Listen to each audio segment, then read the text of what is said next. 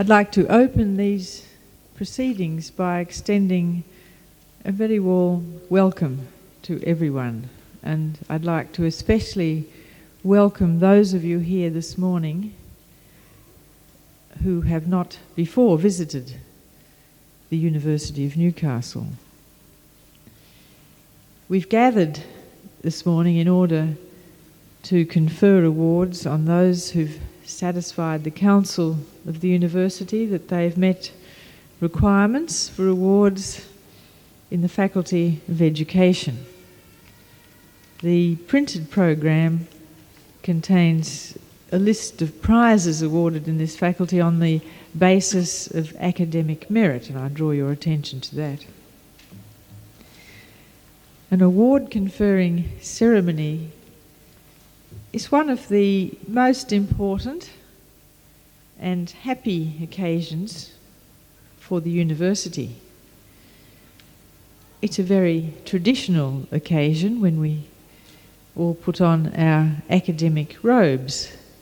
We've started by hearing the university choir sing the traditional song of students at universities, something that's done here in Australia, in many countries throughout the world, and going back over many centuries.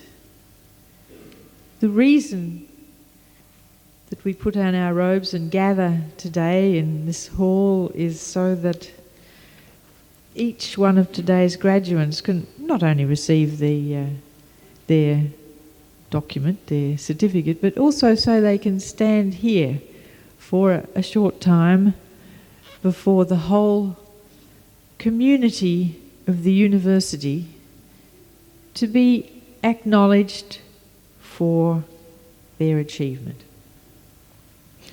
And so, first, congratulations to each of today's graduates for the personal achievement that each one of you has made to get here today. No one can take that away from you. You've done it, you've got here. But we also would like to acknowledge today the fact that you couldn't get here without the support and encouragement in so many ways of your family and friends. You all undergo a lot of difficulties, a lot of trauma in your studies, that's known. Your professors know that. Their relief and satisfaction at your achievement is as great as your own. We know the trials of assignments and with the trials of examinations and presentations. And also you have underlying problems, perhaps finding the right accommodation, making friends, finding out how to support yourself during your years of study. In all those areas, you wouldn't get here without the love, support, encouragement of your families. And so we're especially pleased today to see so many members of families and friends of today's graduates present in the hall to take part in this ceremony. It's a participation event. Those of you taking awards today, some of you may be continuing with studies, others perhaps have started in your working life, in your chosen field. So there's been, for many of you, a transition from the carefree, perhaps, days of studenthood to the working life.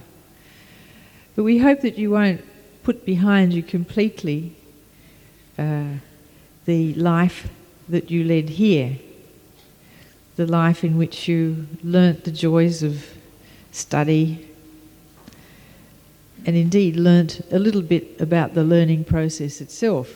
Obviously that the question of teaching and education is your discipline, so that must have been very much in the forefront of your studies. But we hope that that will stay with you, that love of learning, stay with you throughout your life and careers, and that you will turn to the university from time to time for further enrichment in that regard. So we're talking about transition and continuity as the mark of the day. And the continuity remains in other ways because now you become a full member of the convocation of the university, the body of everyone who has taken awards here, who's been a part of this community.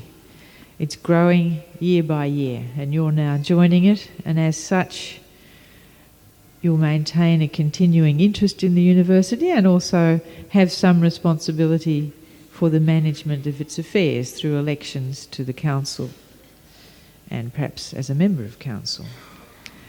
So you move from one stage of membership to another stage of membership of the university.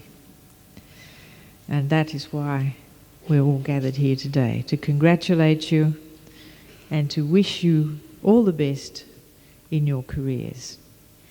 So all our congratulations from the university to all of today's graduates, and we will repeat that individually in the course of today's proceedings.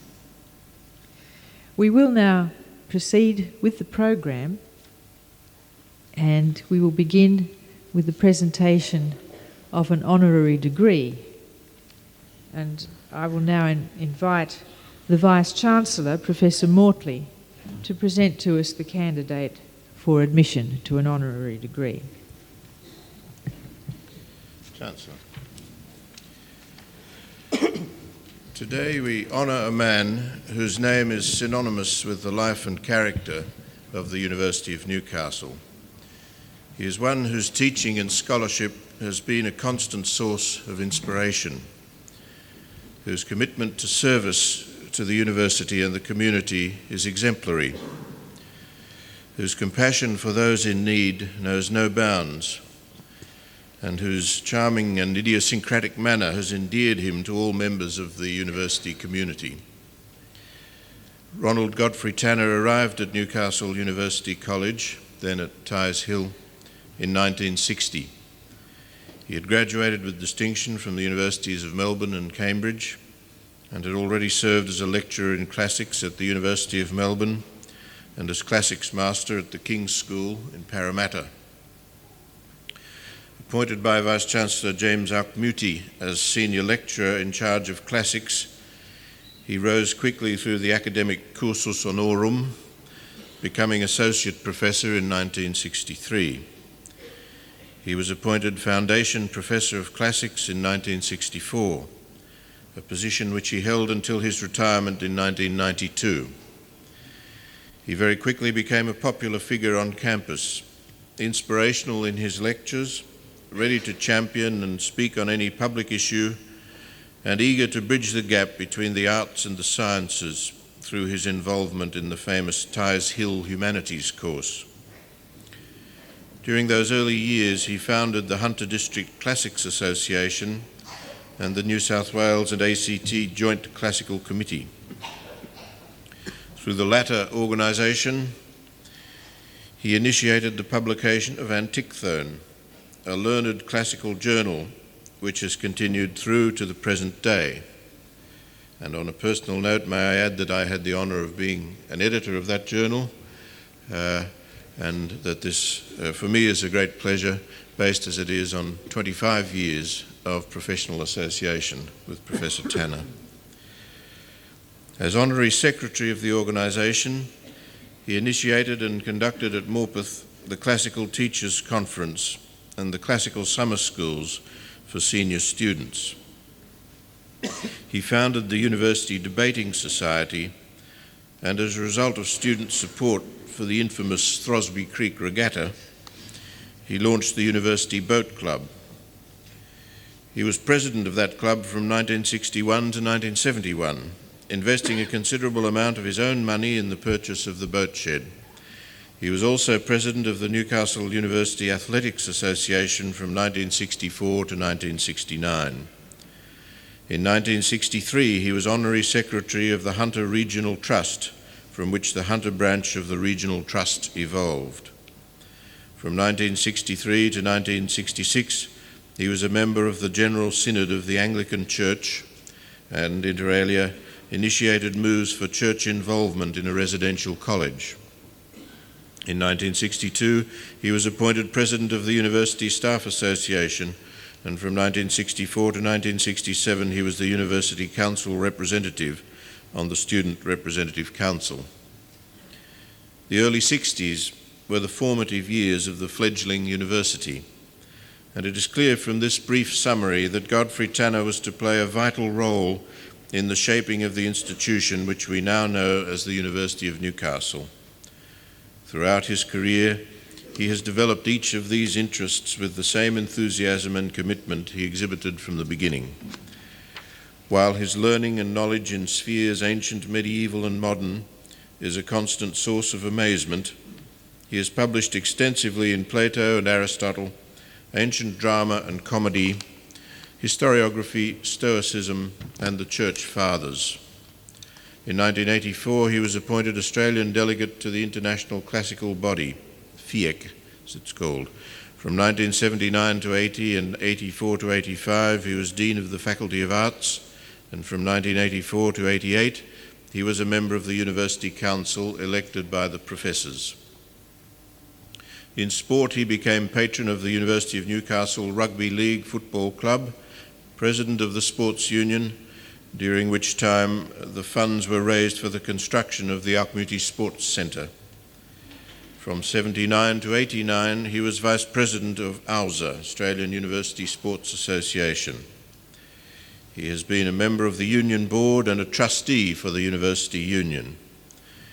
Within the community, he was president of the Newcastle Hill Residents Action Group during 1977 to 79 and continued his involvement with the Anglican Church as a member of the Anglican Diocesan Council and a member of the General Synod. The monuments to Godfrey Tanner around the campus are many and varied. He is at present President of the Australian Society for Classical Studies and Chairman of the Classical Greek Syllabus Committee. He is a life member of the Sports Union, the Sports Association, and the Engineering Fraternity, of which he is now also the patron. The Godfrey Tanner Bar in the Union is testimony to the affection and respect he has inspired amongst students, and the Godfrey Tanner Aquatic Centre is an appropriate recognition of his commitment to the University Boat Club, as is the Racing Scull named after him. In his own words, his ideal of a university is a community of those who love learning and the tradition of civilization, one that promotes intellectual habits of thought, scholarship, and public responsibility, a community which promotes sportsmanship and a fair-minded outlook, and one which helps people to become good citizens and fully rounded personalities. He has been true to this ideal. The most lasting monument to Emeritus Professor Godfrey Tanner is to be found in the minds and memories of his graduates, who, inspired by his teaching, scholarship, and humanitas, will continue in his footsteps. It's appropriate, therefore, to conclude this citation with a mention of the motto which Godfrey Tanner unsuccessfully championed for the University of Newcastle, famamque et fata nepotum. These words, taken from Virgil's Aeneid, Book 8, refer to the fame and destiny of the descendants of the epic hero Aeneas. Professor Tanner promoted this because he believes that a university's reputation lies in the reputation and the character and the work of its graduates. And while this motto was not the motto chosen for the university, it's without doubt an appropriate summary of his contribution to the University of Newcastle. Chancellor, it therefore gives me great pleasure to present to you Ronald Godfrey Tanner, Master of Arts, Melbourne and Cambridge, for admission to the honorary degree of Doctor of the University. In the name of the Council and by my authority as Chancellor, I admit you to the honorary degree of Doctor of the University.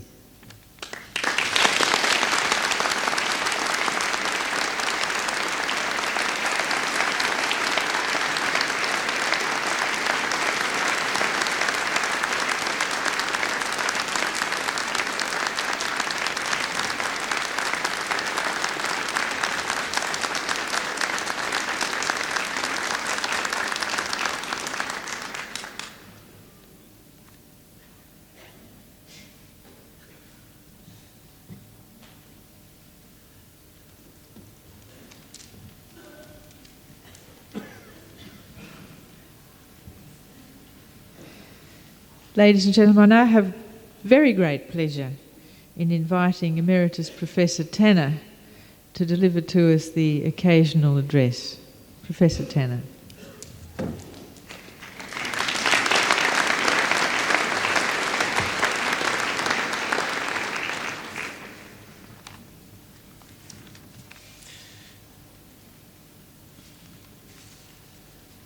Chancellor, Vice-Chancellor, colleagues, fellow graduates, ladies and gentlemen. It's a very great pleasure to be proposed for an honorary degree by our Vice-Chancellor. A friend, as he mentioned, 2.5 decades standing, and Madam Chancellor.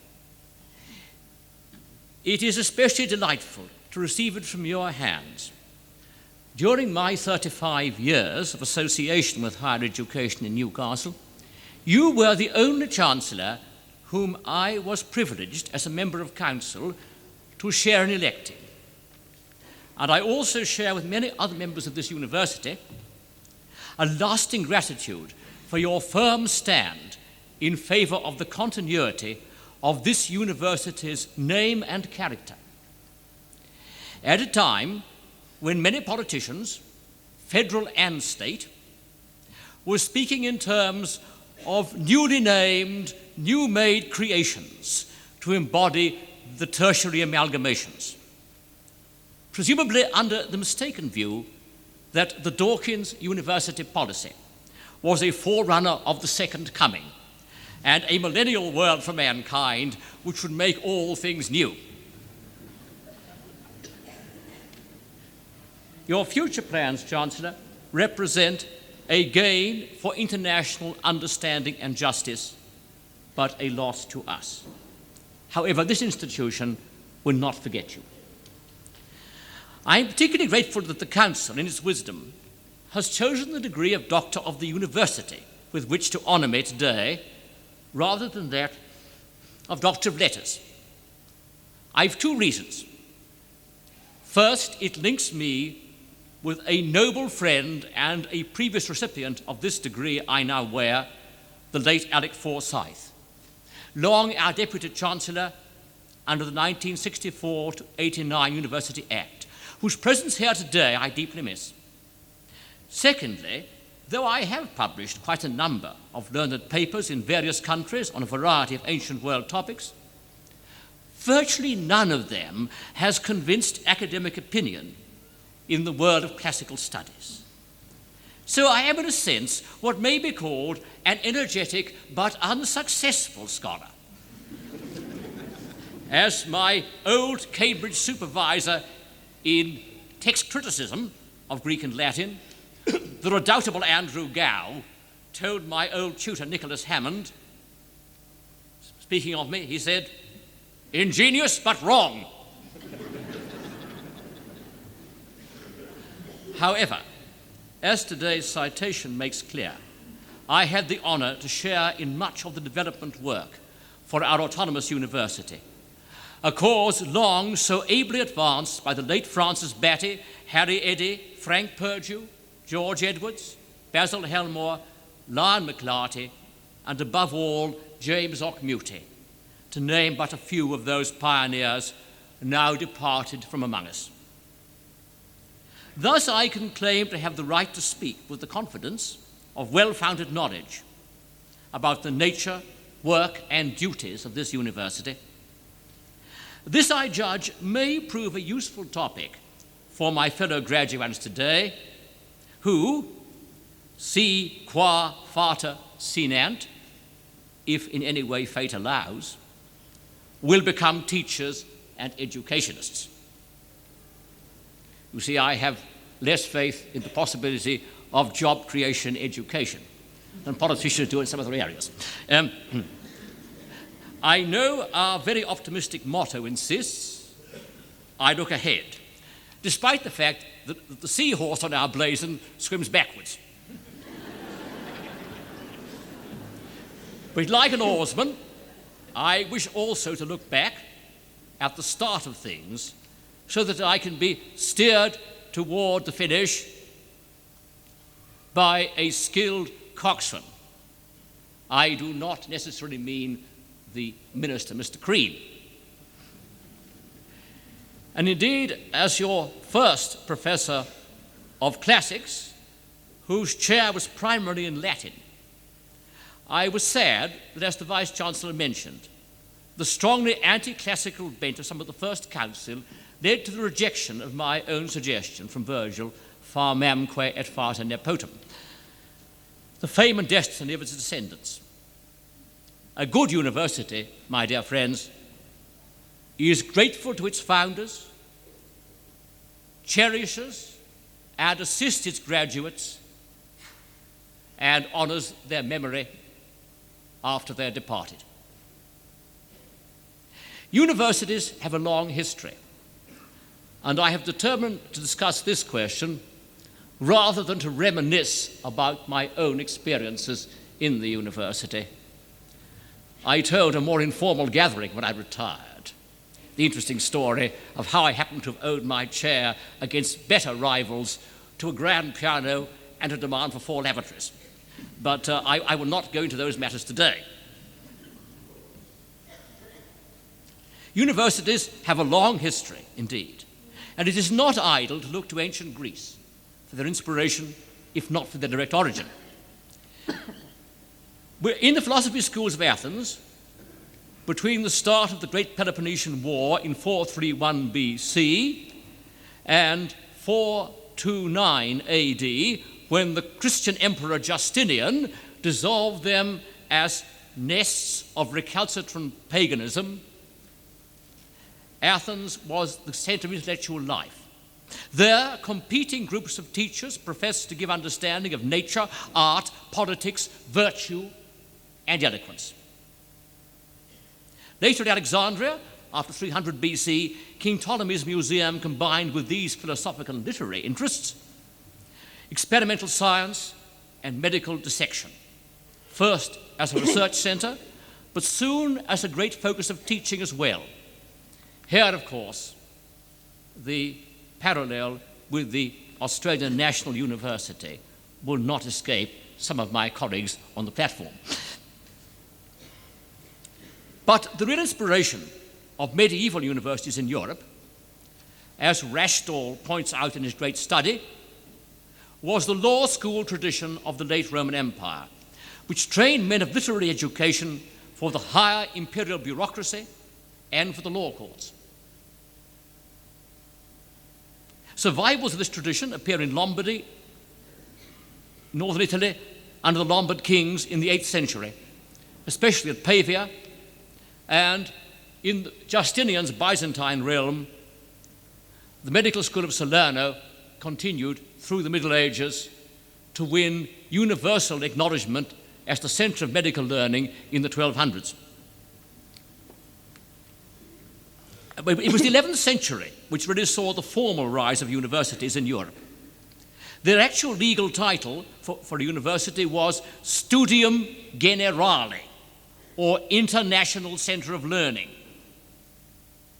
a style usually bestowed by a city-state's charter, a rescript of the Holy Roman Emperor, or a papal bull. Now, the Universitas was not originally the name of the institution at all. The Universitas was, in some places, like Bologna, the autonomous student guild, because there the university was a student collective which hired and fired the doctors and had power to discipline them. You see, the proposed quality assessment of academics, in which we are said to be lagging, unfairly I think, is no new thing. In Northern Europe, on the other hand, society was more subject to the church. And at Paris, the studium was administered by the diocesan chancellor on behalf of the archbishop. So in this more hierarchical body, the governing universitas was not the students, it was the Guild of Masters of Arts. Oxford was founded, of course, from Paris by scholars from that city, while the English kings were ruling over both cities. And later, Cambridge was set up by Oxford malcontents a circumstance which I, as a Cambridge man, find most entertaining. Only Glasgow, founded in 1451, of all the British universities, had initially followed the Bologna rules, though it too soon moved toward the Paris model. Relics of its origin still survive, however, in the election of the Chancellor, equivalent, the Lord Rector, by the student body. One of their happier choices 20 or 30 years ago, of course, was Jimmy Edwards. And the custom of students in Glasgow also, in their lectures, to express approval or disapproval by stamping their feet. And indeed, in Gilbert Murray's time as professor, though they paid his salary from the university chest, he had to, every year, at the first lecture, go around and collect one gold sovereign from each student, which was put into the university chest as a token of the fact that in the old days, in 1451, the students hired and paid the staff there, as at Bologna. Rashtel pointed out, of course, that there was a strong career preparation element in medieval universities. Though then we were spared governmental dogmatism and cant about directing all our work towards arbitrary national goals and such rubbish, the wishes of private benefactors to foster favoured disciplines still had to be accepted, particularly if the donor were the king, the pope, a great noble, or an archbishop. Further, the members of the university had an obligation to pray regularly for their benefactors' souls as a recompense for their bounty.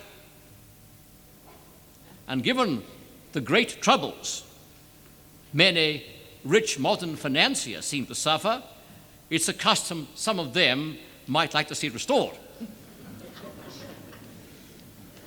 The Reformation, the religious wars, of course, of the 16th and 17th centuries led to a fall in student numbers and a tendency for universities to be required to form the tastes of the sons of the landed gentry rather than service the learned professions anymore.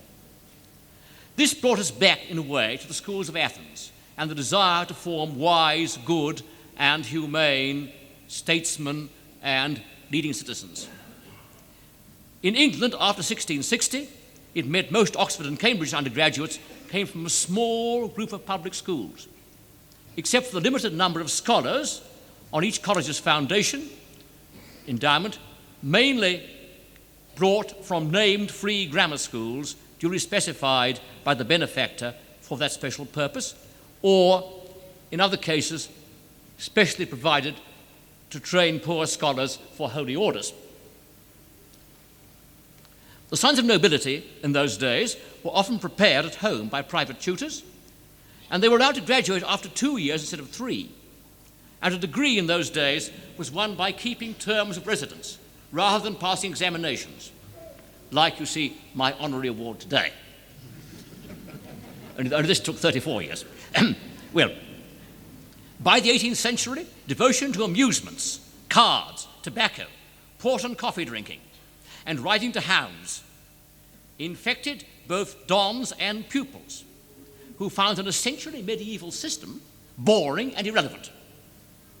When the great theologian Martin Routh came up to Oxford to begin his career at 15 in 1770, he found it very difficult to extract Greek classes from his tutor, who preferred smoking and drinking in a coffee house to expounding Plato in Greek. The French revolutionary ideals and the triumphs of Bonaparte were threats to the accepted way of life in Europe and galvanized the whole European world into reform, a fact often forgotten. In France itself, Napoleon introduced a selective form of high school called lycées and pronounced himself in favor of making all appointments on merit, what he called la carrière ouverte aux talents. Oxford introduced at that time, in 1800, an examined honours degree at last, and Cambridge revised its archaic tripos exams. Both universities were also concerned with the success and energy of the new secular University College London. In France and Germany, the role of the professor was recast to be a research leader rather than a teacher. Oxford was full of religious ferment after 1828, and the Tractarians saw a tutor's task as mainly being a good moral influence and forming the literary tastes of the pupil, but reforming Oxford men like Gladstone in the House of Commons and the great Mark Pattison, professor and later rector of Lincoln College, turned Oxford toward the goals of research and intellectual excellence in science and the arts, rather than the training simply of good, decent men. Though later on, the great Jowett of Balliol, apart from translating Plato into English, made liberal education again fashionable as a training for statesmen and for imperial administrators for the newly expanding British Empire. So by the time of the great 1851 exhibition, the aims of British universities had become essentially modern, particularly since the benefactors of the new civic universities, like Owens in Manchester or Armstrong at Newcastle on Tyne, stressed the need to teach and research in the new applied technology in which Austria and Germany had then taken the lead. This then was the model when Sydney opened its doors in 1851. But of course its founders, men like Wentworth and Nicholson, belonged to the unreformed Oxford and Cambridge, and it was in Melbourne that the technologies and medicine appeared first, influenced, of course, by those changes that had taken place in the first half of the 19th century. Now, most changes of this kind were long overdue, and the sum of human knowledge has been vastly augmented by them since 1851. However, this concern with the quest for new knowledge and researchability, rather than the human excellence of the graduate, has some unfortunate side effects.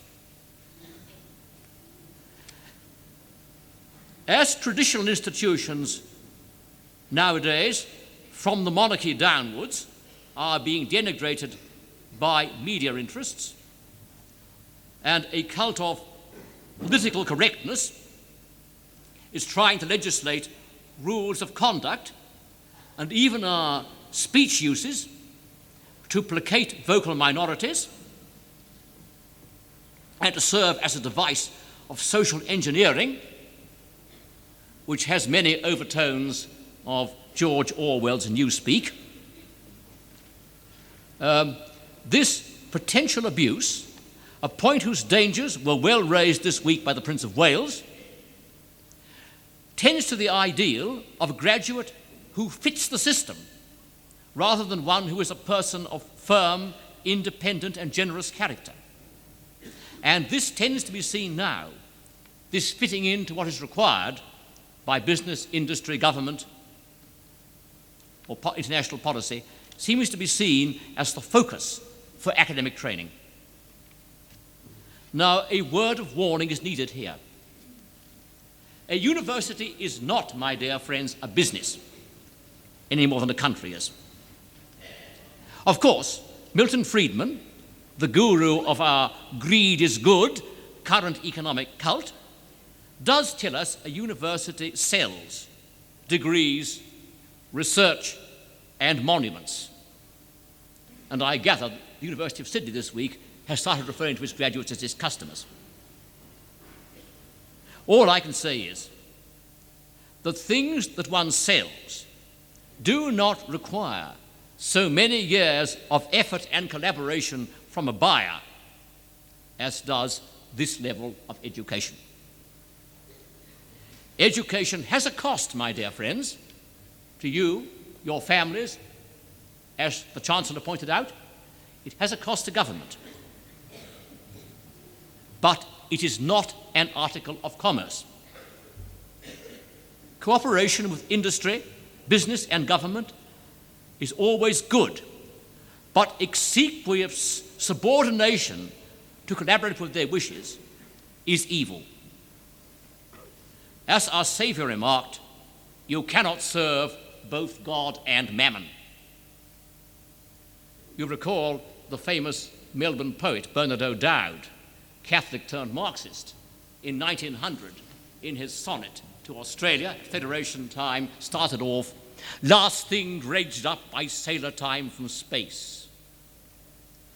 Are you some new domain for Mammon to infest, or Delos of the coming sun god's race? The late Manning Clark, in his last book, pointed out that if we now knew that the first possibility was what had in fact happened. Finally then, my own discipline reminds us that we cannot neglect our duty to see that higher education inculcates generosity of spirit and true concern for others, rather than selfishness, opportunism and greed, which is so rampant in the modern world.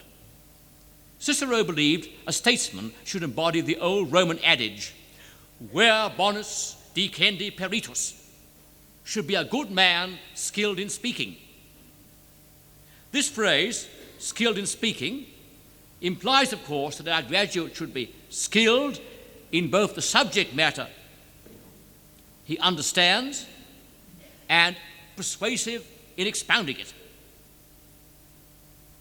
But it also insists that only a good man can exercise that power well. You'll say to me, what do you mean by a good man?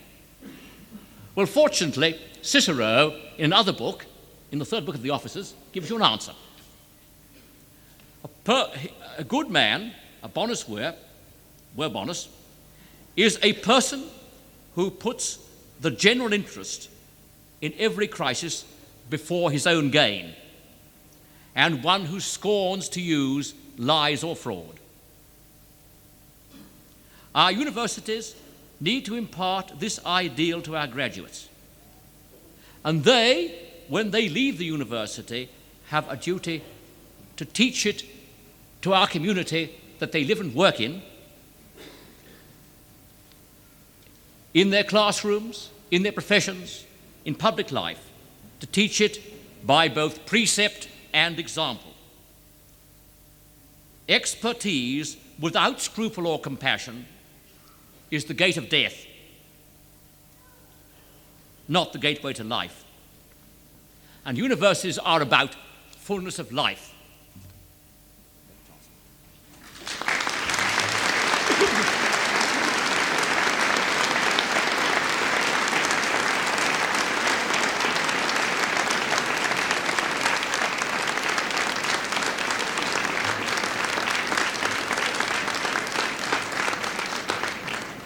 Professor Tanner, on behalf of everyone here, I'd like to thank you most warmly for sharing with us your knowledge of universities and your vision of the university ideal, that independent-minded search for wisdom and knowledge, and I should say justice as well. And you represent that example before us today. Thank you. Now, we come to the conferring of awards on the graduates gathered today. And I'll now call on the Dean of the Faculty of Education, Associate Professor Taylor, to present candidates from that faculty.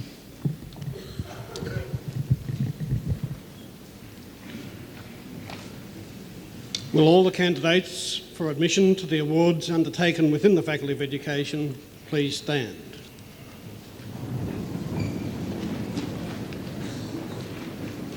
Chancellor, I present to you the candidates for admission to the awards undertaken within the Faculty of Education as specified in the program.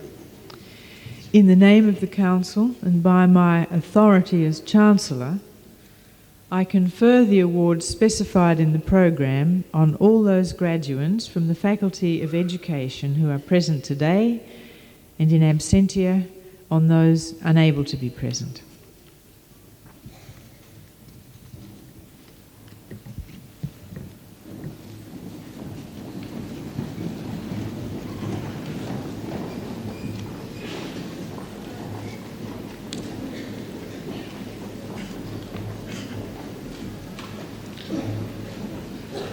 Chancellor, I present to you candidates who have qualified for the admission to the degree of Bachelor of Education. Bruce Bagley.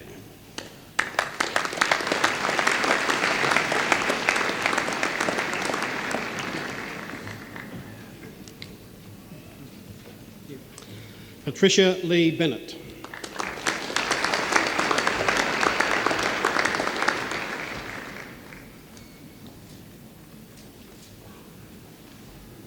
Juanita Joan Carroll.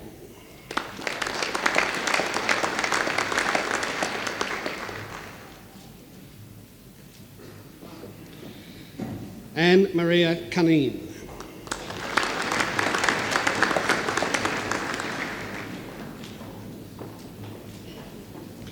Judith Ann Elkington.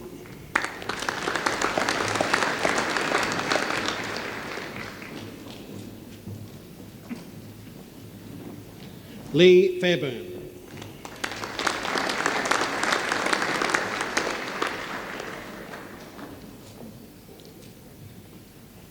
Lyndall Louise Gilray.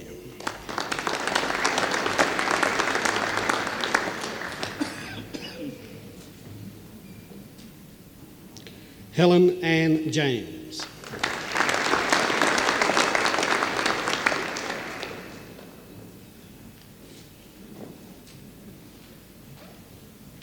Donna Ray Lennox.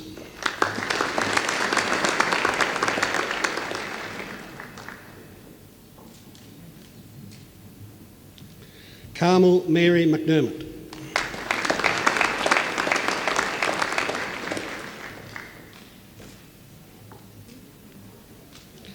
Diane Margaret Murphy.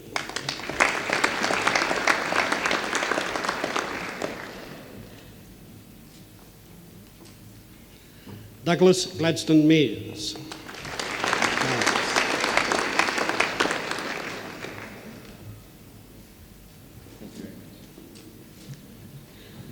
Denise Ann Narbatis.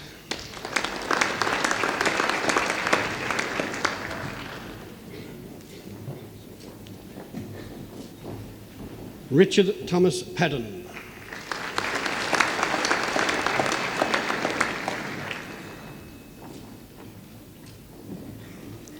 Julie Ross.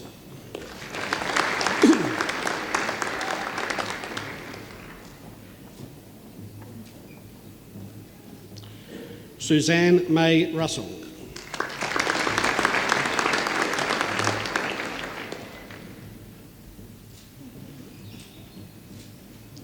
Susan Ann Shedden.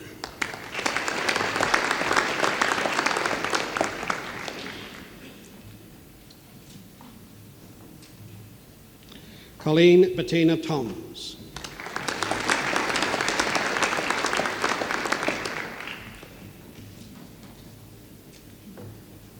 Ida Joan Wilson.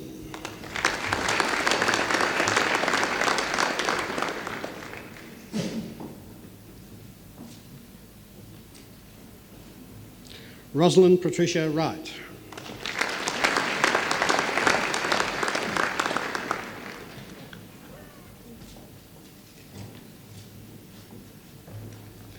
Chancellor, I present to you candidates who have qualified for the admission to the degree of Bachelor of Education, Art. Leanne Marie Burton.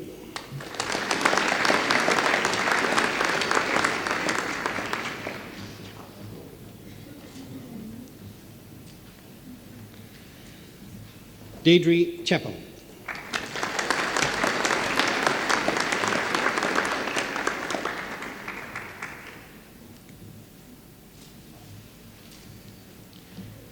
Nicole Olga Evans.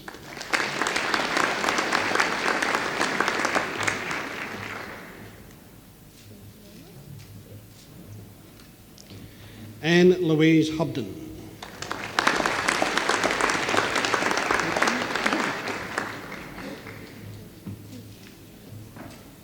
Gina Ann Cochie.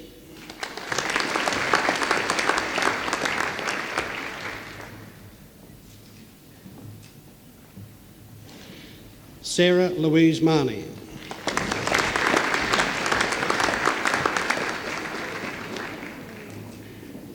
Adam James Murdoch.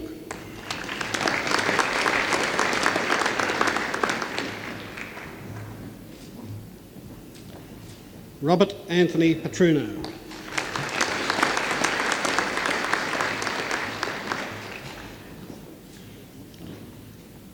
Chancellor, I present to you candidates who qualify for the degree of Bachelor of Education Art with honours. Class 2, Division 2, Donna Marie McKinney.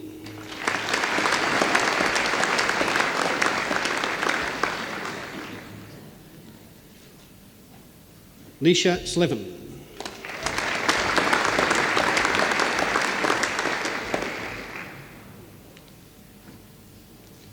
Class 2, Division 1, Nicola Ann Hawkins.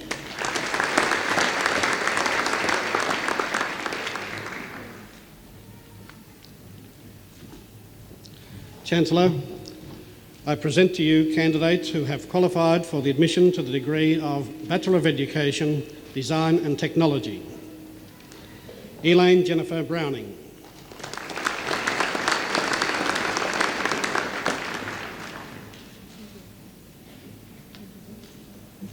Christine Mary Buxton.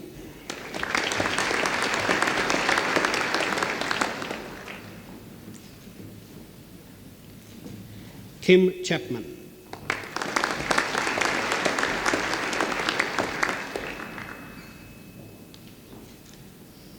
Gregory John Collins.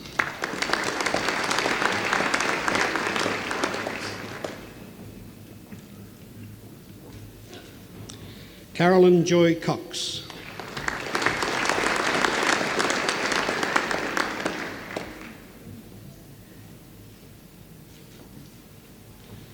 Elizabeth Mary Donnan.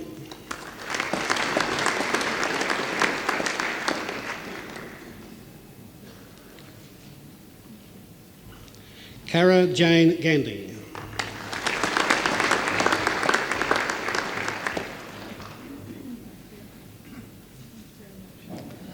Pauline Elsie Hunter Glasser.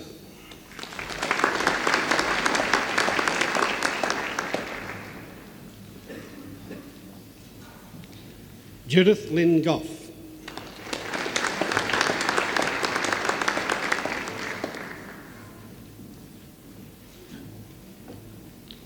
Carol Ann Healy.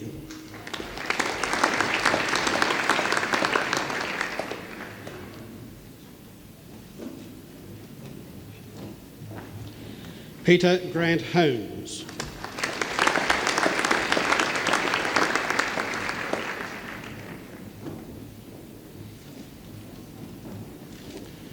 Susan Patricia Jones.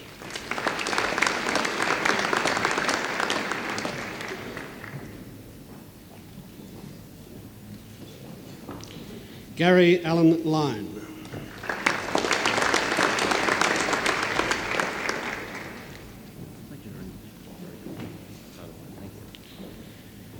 Deborah Joan McDonald.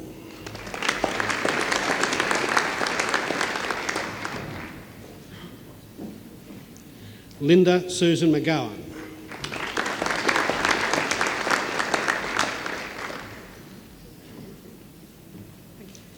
Andrew McManus.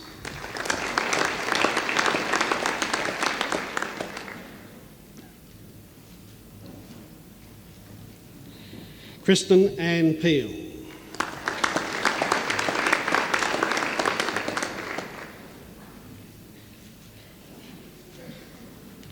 Wayne John Prendergast.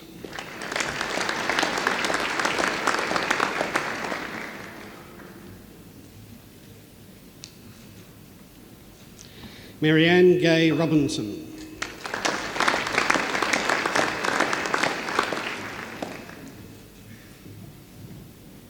Raina Eileen Shelley.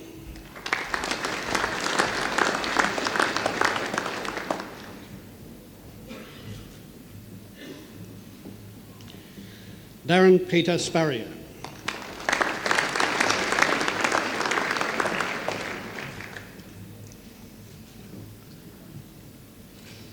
Stephen Thomas Waterhouse.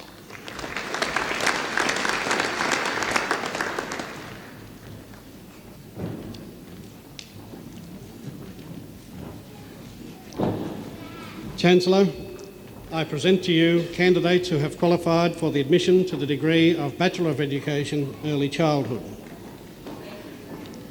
Nicole Jane Alterator.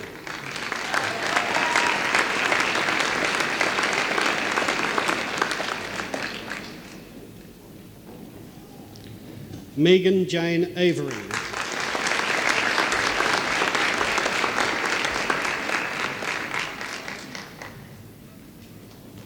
Yvette Michelle Barton.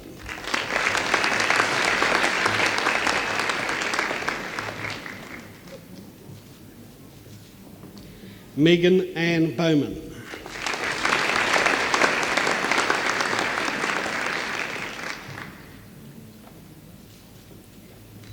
Alicia Michelle Brumfield.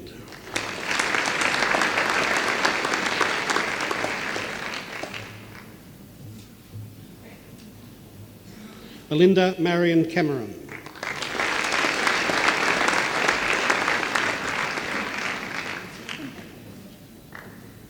Mary Louise Clifford.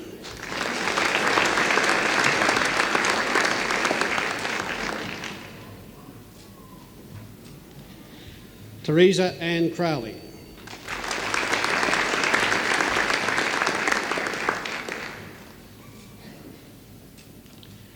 Katasia Janella Atalo Cummings.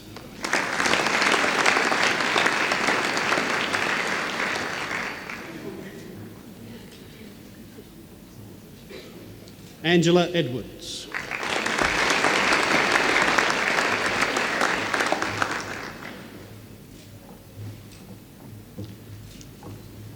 Alison Marion Elder.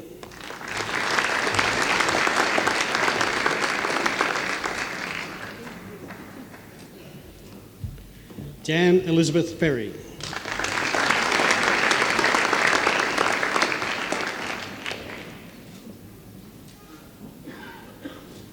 Neil Andrea Goring.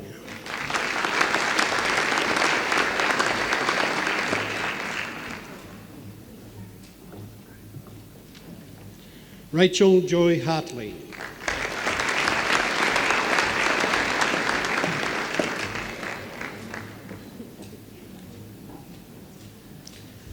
Karen Joyce Hawley.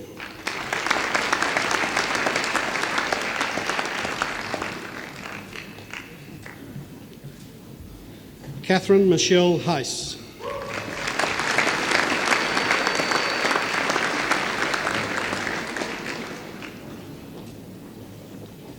Janine Joy Hecking.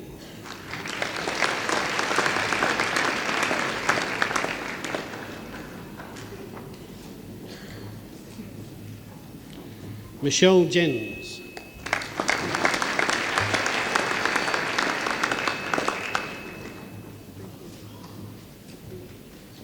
Rosemary Elizabeth Johns.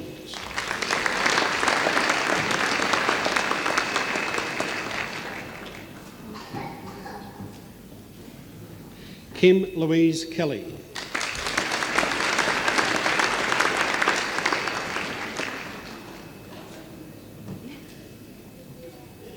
Diane Marie Ling.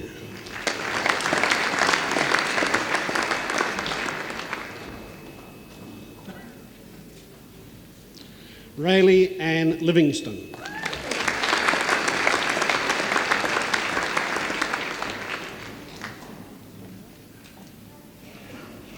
April Louise McGee.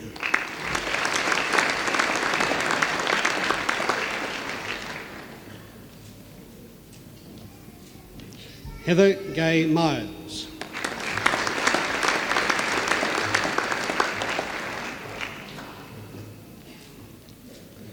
Melissa O'Donnell.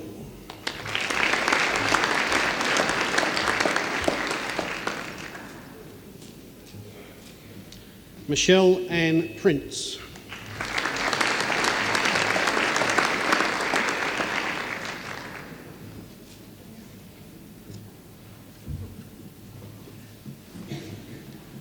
Natalie Redgrove.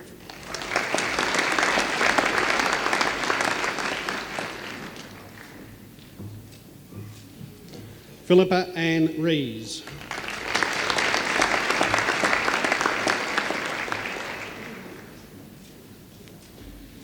Anne Cecile Rodriguez.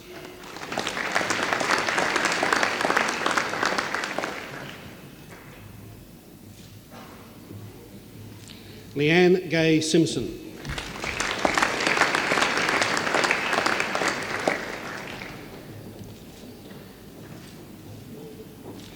Deborah Lynette Southwood.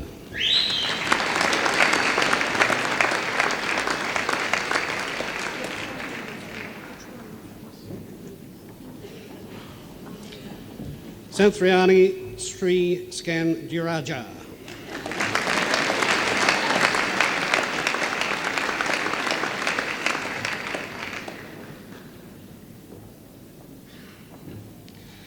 Nicole Leanne Stojkovsky.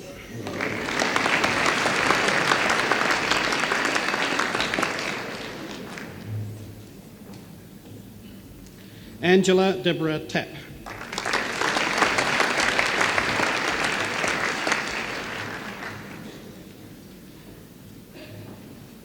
Nicole Elizabeth Vesperman.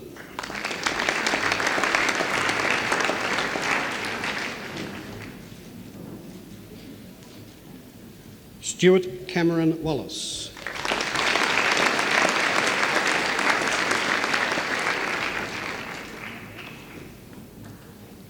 Susan Leslie Wilkinson.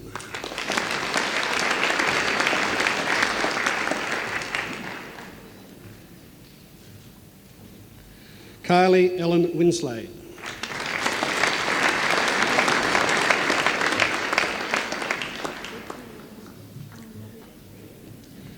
Chancellor, I present to you candidates who qualify for the degree of Bachelor of Education, Early Childhood with Honours. Class 2, Division 2, Del Patricia Fowler.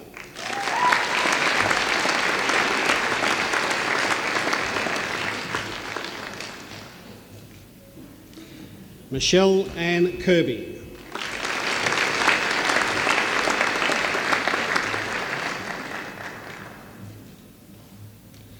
Leanne Melissa Ross.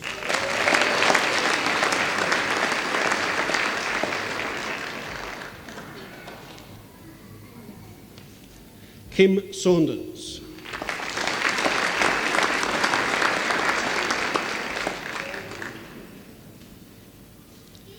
Class 2, Division 1, Heather Jean Bright.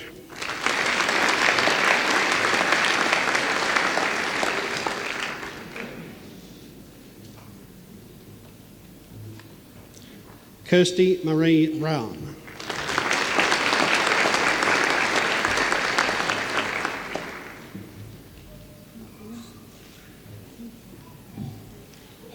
Julie Ann MacDonald.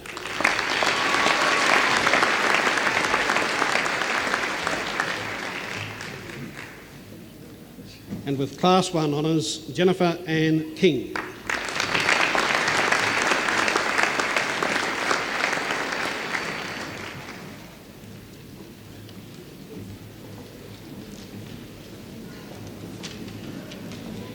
Chancellor, I present to you candidates who have qualified for admission to the degree of Bachelor of Education, English History.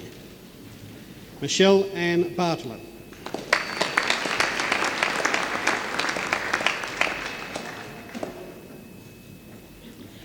Marilyn Bailey Sainsbury.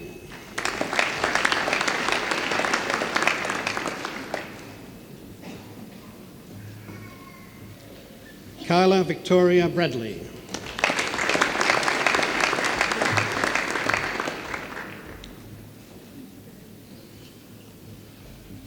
Karen Jeanette Carlson.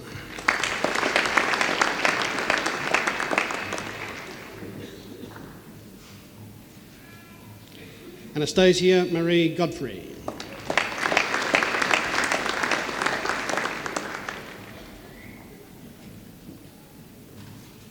Cheryl Ann Hiran.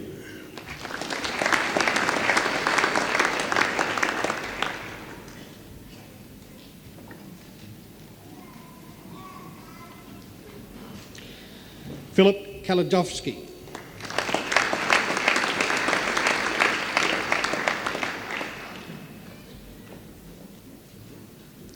Julie Ann Moore.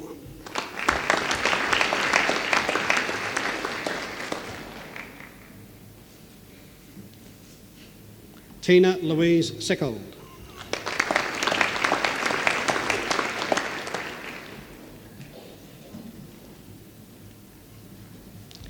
Anthony James Waters.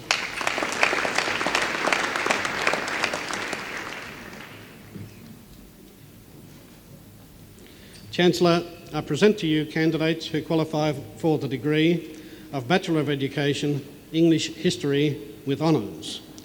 Class 2, Division 2, Gavin James Hazen.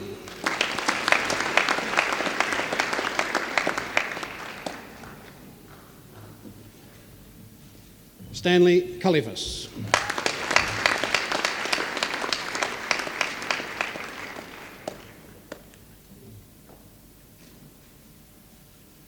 Chancellor, the University Medal is an award made in recognition of academic excellence. It is a rare honour and may only be awarded to a graduand who, in addition to achieving first-class honours, displays ability which is considered to be outstanding by the University Medals Committee. It is my particular pleasure to present to you Thomas Grant Griffiths Class 1 and University Medal in English History Education.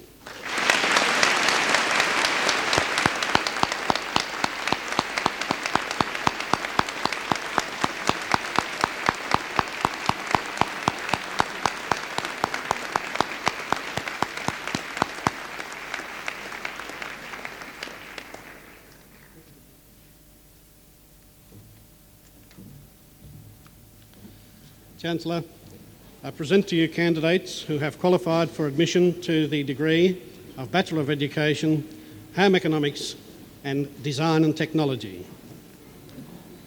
Odette Marie Atchison.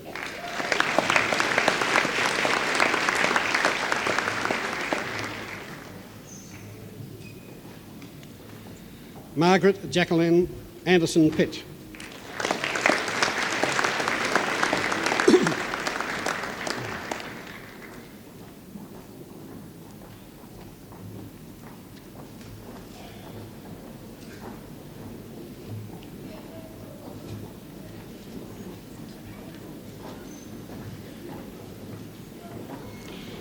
Jodie Margaret Dagger.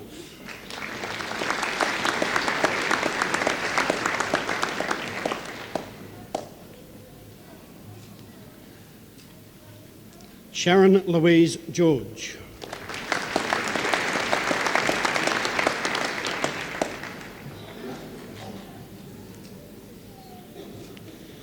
Renee Suzette Gerbach.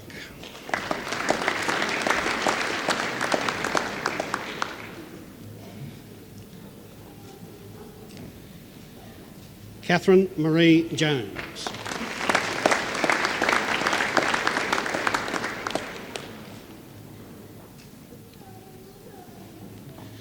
Suzanne Marie Kirkcaldy.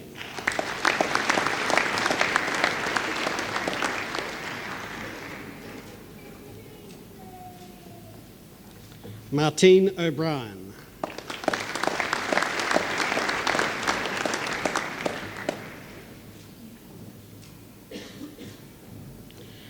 Trudy Nicole Partridge.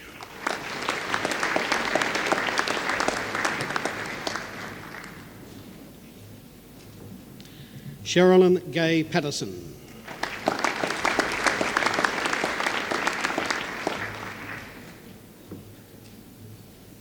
Kylie Ann Reid.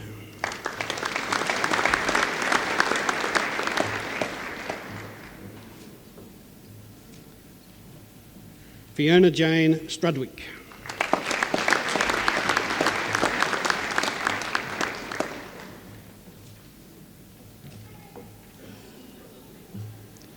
Janine Narelle Taylor.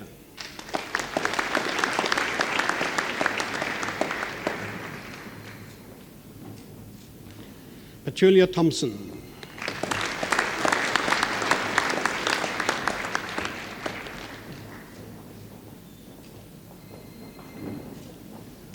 Kellyanne Tradd.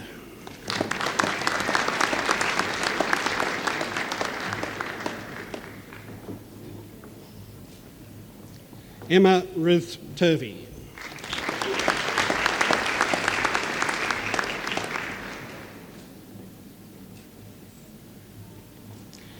Amanda Lee Watkins.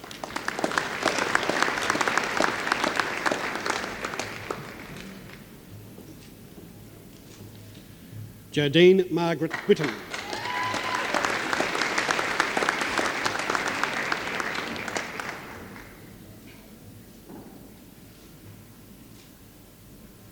Elizabeth Edith Yeomans.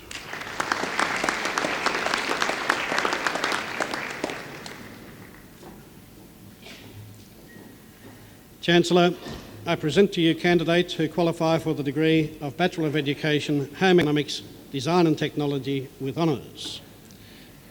Angela Magdalena.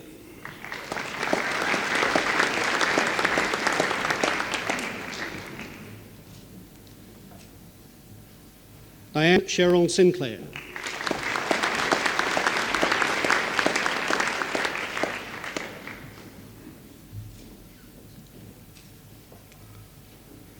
Class 2, Division 1, Catherine Ann Warby.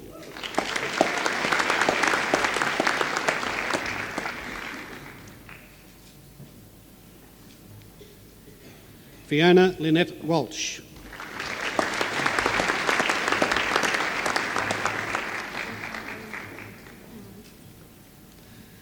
Class 1 Honours, Candice Yvonne Witcher.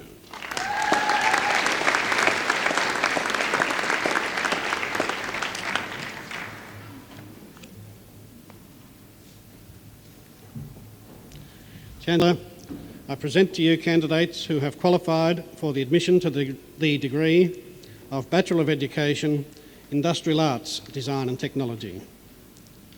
Shane Paul Brain.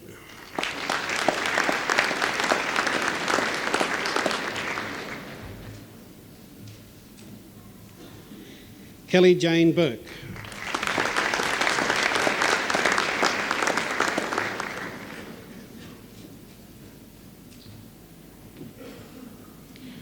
John Simon Cressian.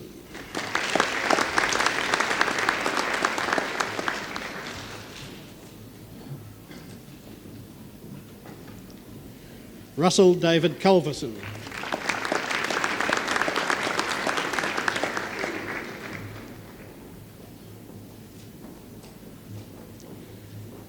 Matthew Edward Curtis.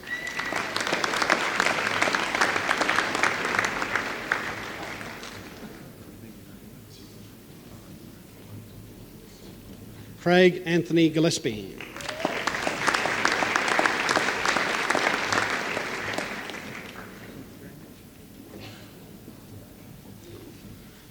Robert Newton Hearn.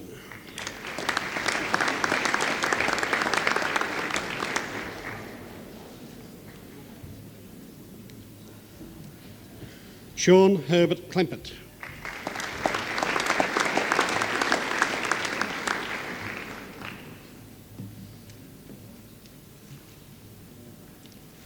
Darren Stewart Ogilvie.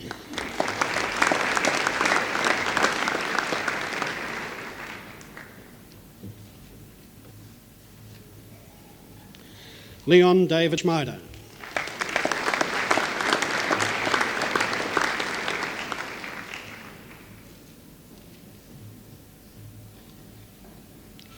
Simon Andrew Turner.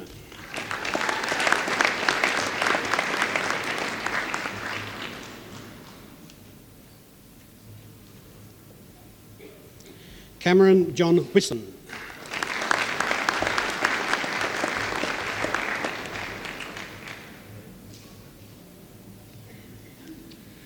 Chancellor, I present to you candidates who qualify for the degree of Bachelor of Education, Industrial Arts, Design and Technology with honours. Class 2, Division 2, Stuart Patrick Hughes.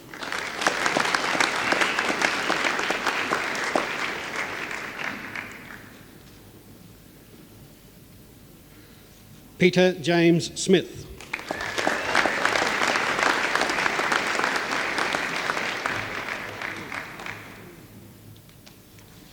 Class 2, Division 1, Lawrence Victor Abella.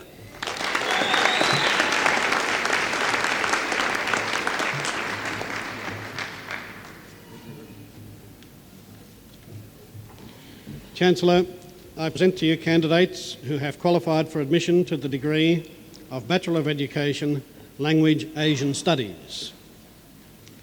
Renee Louise Bannister.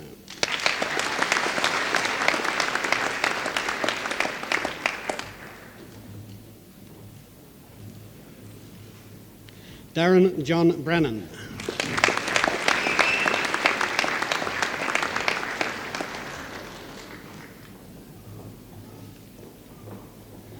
Melinda K. Ames.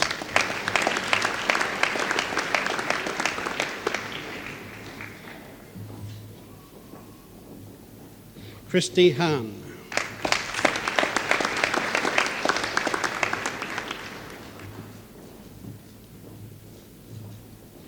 Joanna Henry.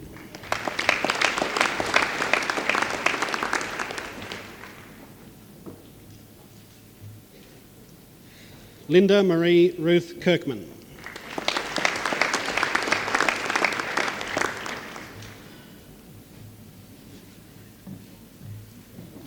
Alvina Sarah Mitchell.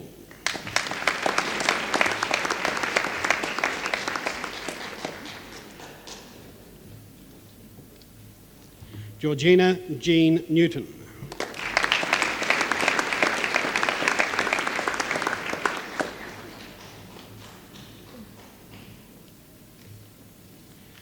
Tai Tu Nguyen.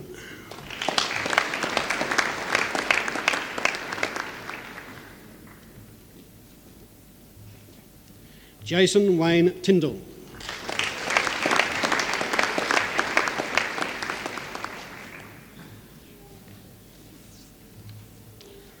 Chancellor, I present to you candidates who qualify for the degree Bachelor of Education, Language Asian Studies with honours. Class 2, Division 2, Teresa Ann Riley.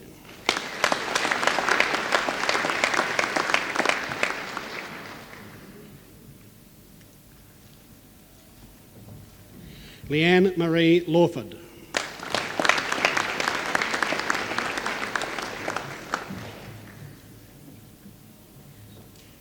Stacey Lee Ryan.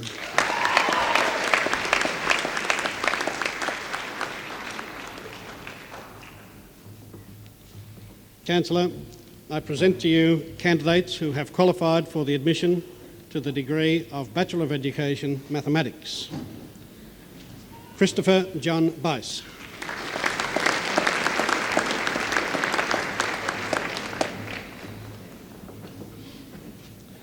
Jason John Ferns.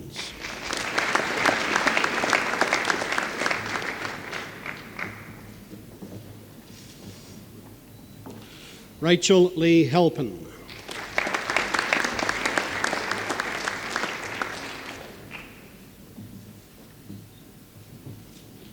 Julianne Hankin.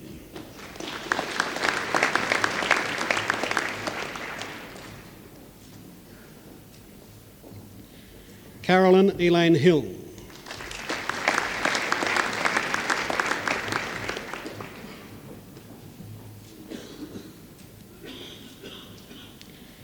Amanda Louise Knox.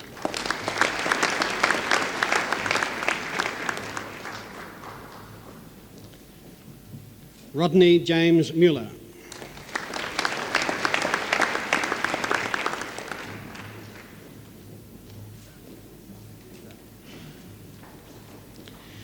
Jacqueline Rose Partridge.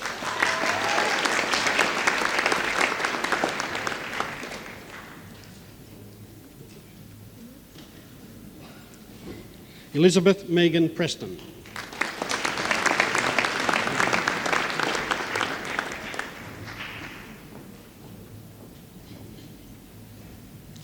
Karen Jane Quinney.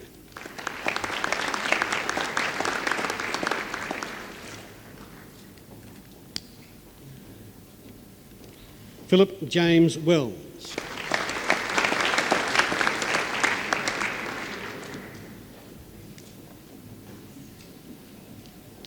Helen Suzanne Wilkes.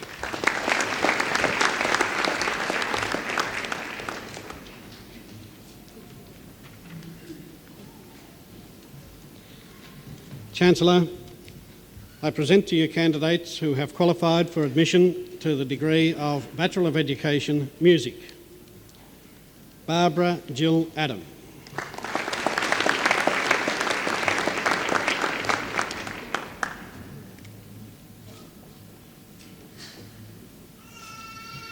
Fiona Hazel Blanche.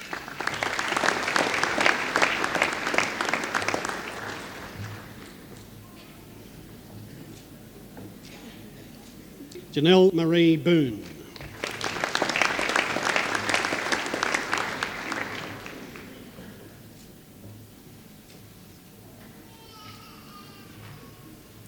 Matthew Douglas Fisher.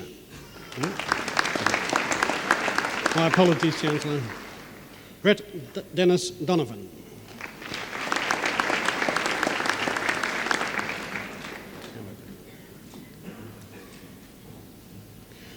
Matthew Douglas Fisher.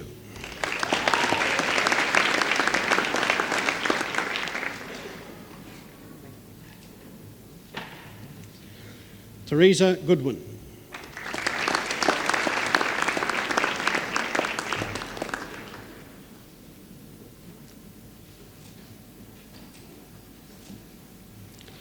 Tanya Marie Hardy.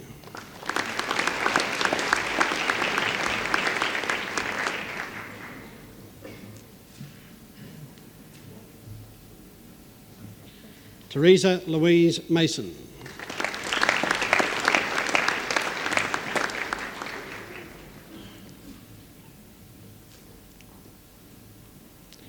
Julianne Mika.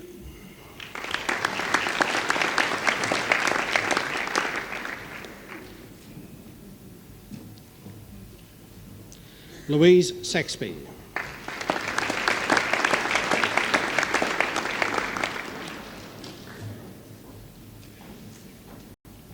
Alison Louise Shepherd.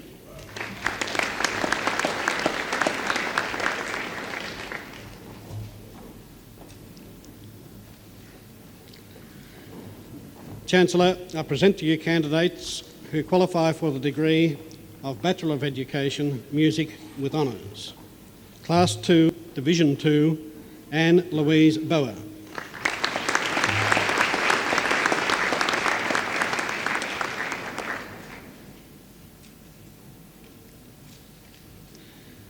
Alison Catherine Wall.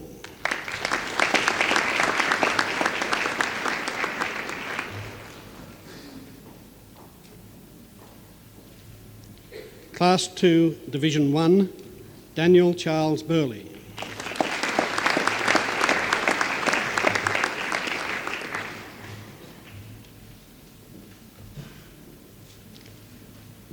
Mary Ann Simpson.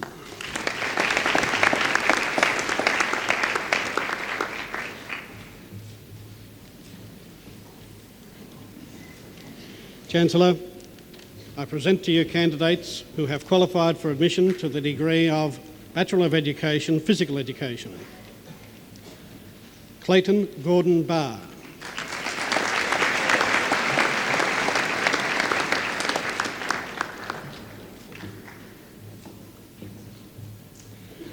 Sharon May Bugard.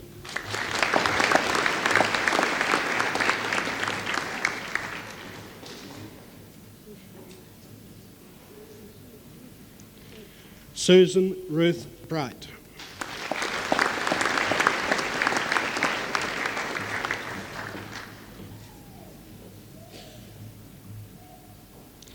Lee Clark.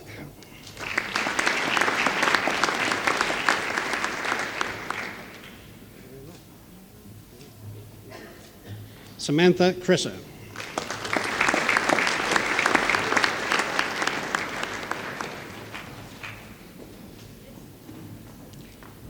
Tanya Louise Everett.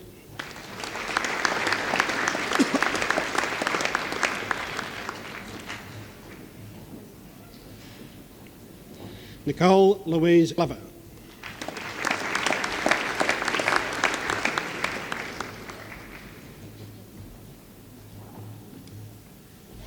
Adam John Hasty.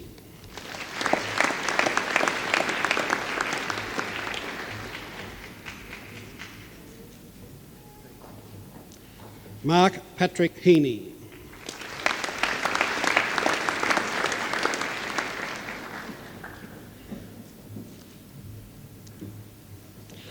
Catherine Mary Humphreys.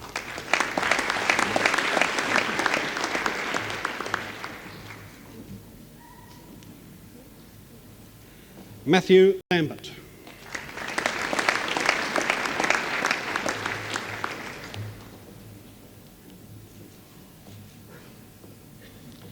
Adam John Lawson.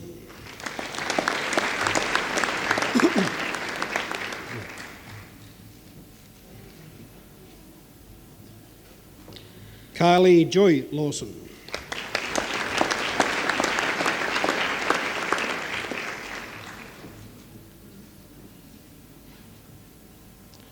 Megan Therese Ridgway.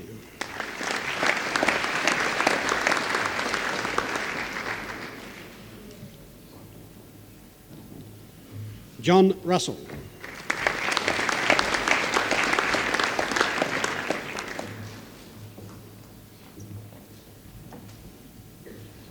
Wendy Gay Stone.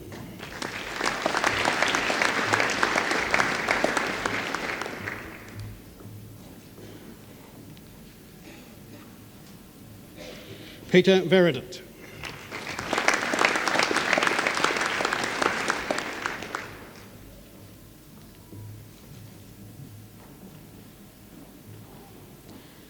Adam Jason White.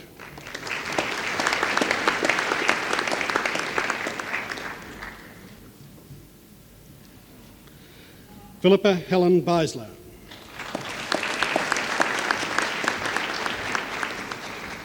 My apologies, that graduate is graduating with honours, Class 2, Division 2.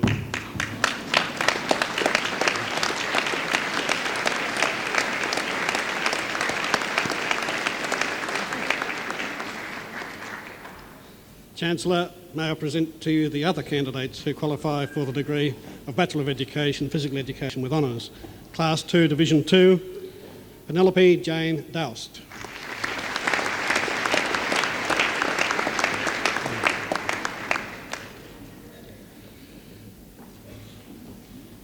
Penelope Jane Fishpool.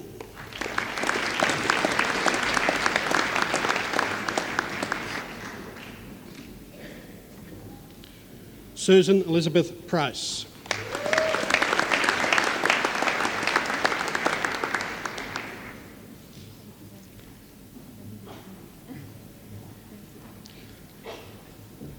Honours Class 1, Tracy Leona Kelty.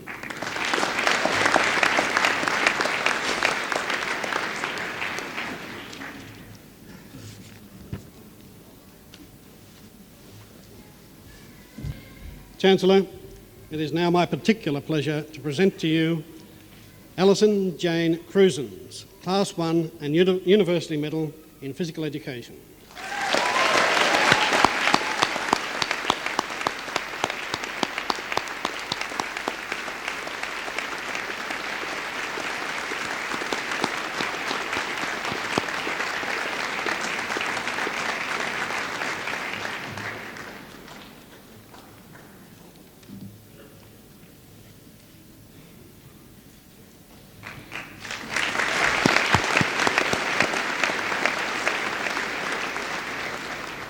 Chancellor, I present to you candidates who have qualified for admission to the degree of Bachelor of Education Primary. Kylie Ann Adams.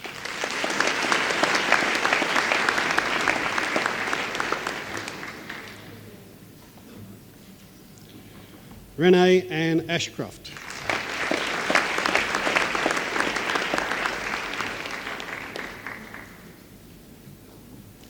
Joanne Lee Betteridge.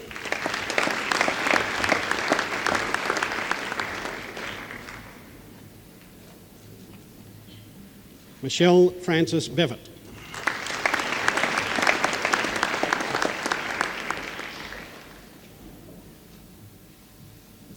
Angela Marie Black.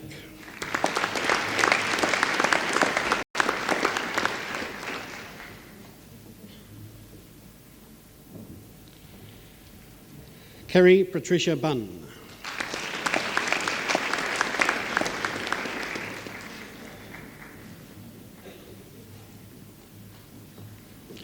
Sharon Leanne Butcher.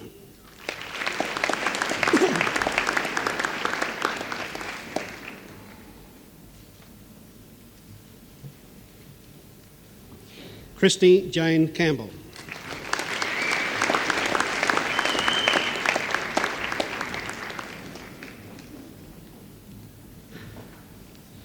Catherine Louise Church.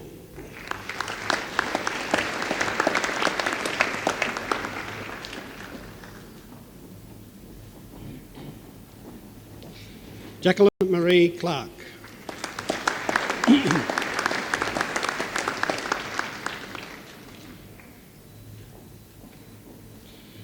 Michelle Ann Clark.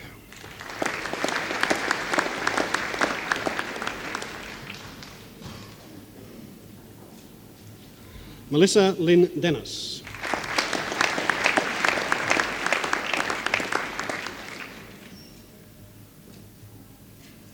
Sharon Lee Doyle.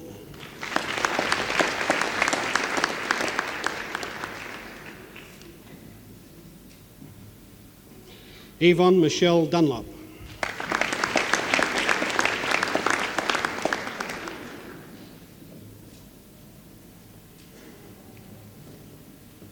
Michelle Ann Dunn.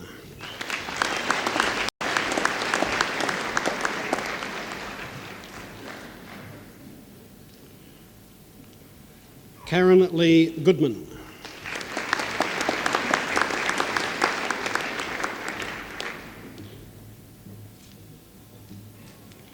Susanna Grozdanovsky.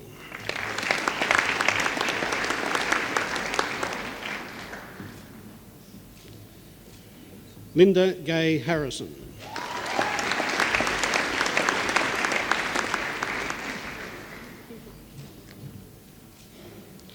Lisa Ann Hudson.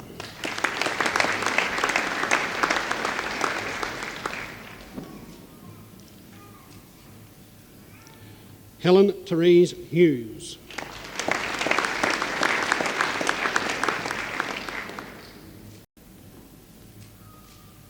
Emma Jane Kaiser.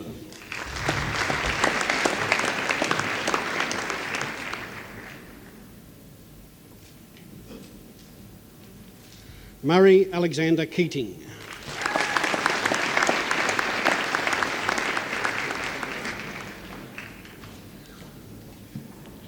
Cheryl Ann Kelly.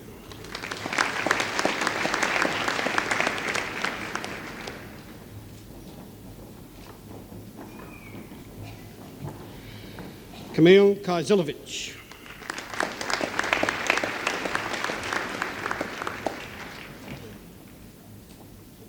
Joanna Lightfoot.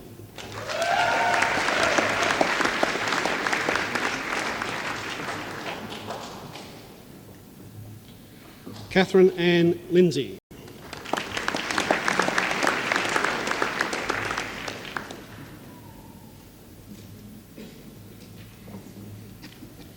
Melissa Vivian Losman.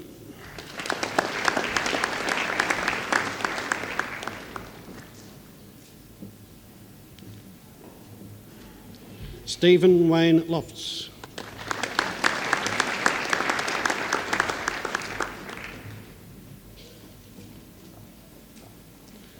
Jane Marie McPherson.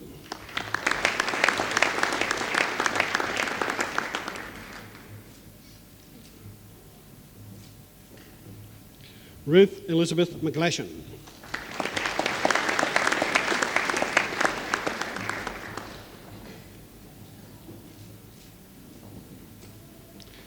Nadine Therese McNabb.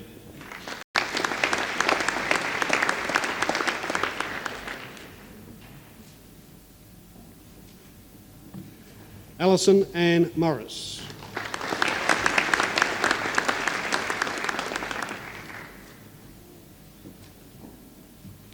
Sharon Marie Murray.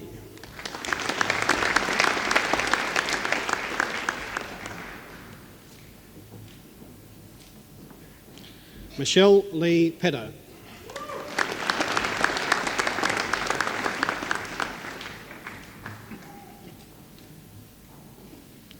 Tanya Lee Pereira.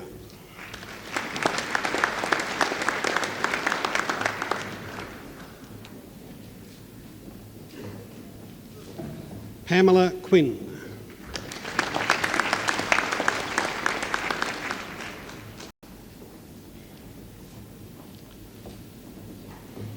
Paul Stewart Sarant.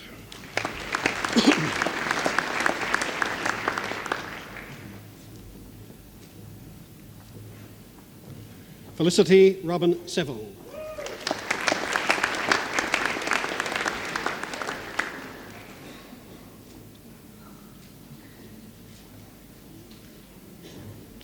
Louise Marie Southwood.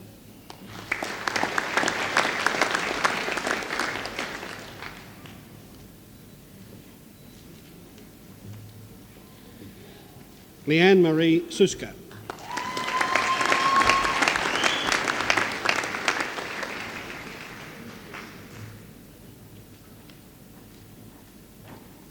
Rosemary Ann Swinburne.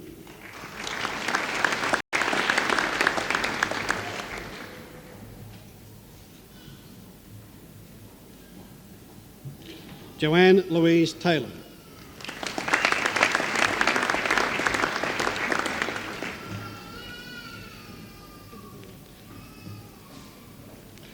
Nicole Tanya Thomas.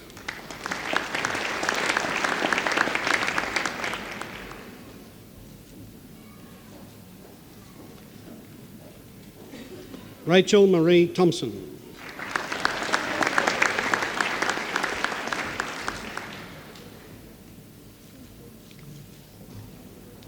Annette Joyce Thompson.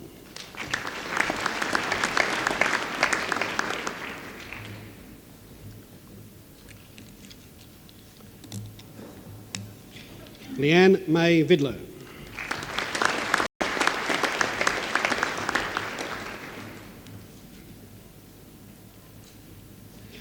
Peter James Wallace.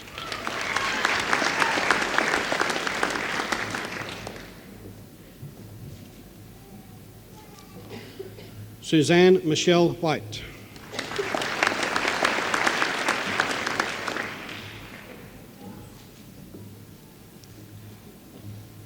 Adam Chris Wilkinson.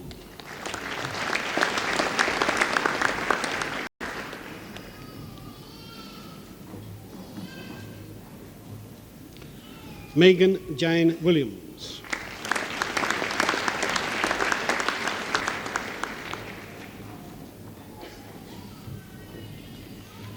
Chancellor, I present to you candidates who qualify for the degree of Bachelor of Education Primary with Honours. Class 2, Division 2, Amanda Jane Clark.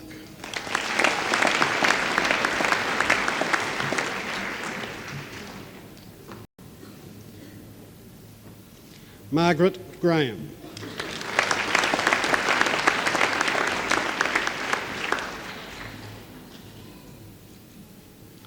Diane Leslie Ping.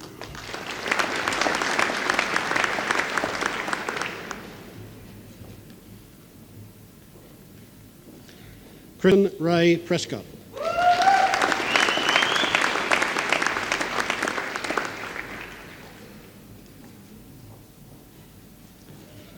Jane Marie Ryan.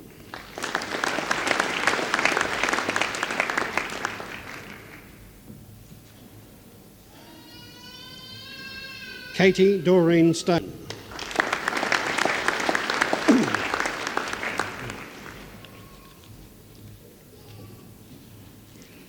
Class 2, Division 1, Kylie Lorraine White.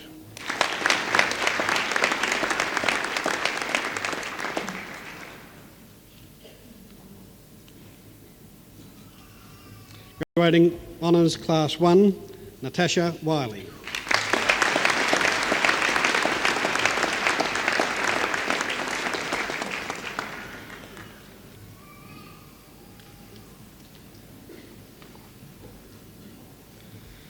Chancellor, I present to you candidates who have qualified for admission to the degree of Bachelor of Education Science.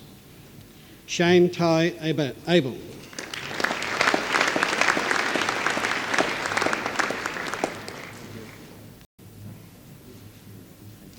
Julia Therese Allardyce.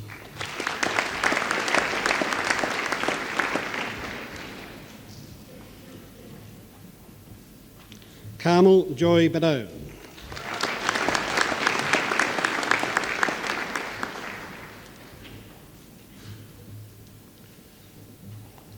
Renee Butler.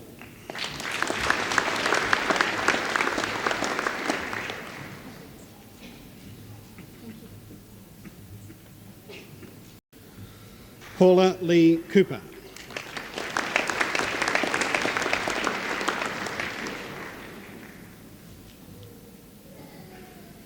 Cassandra Jane Hewlands.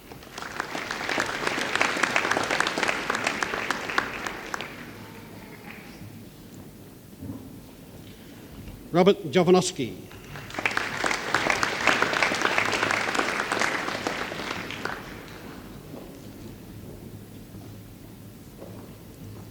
Elaine Lau.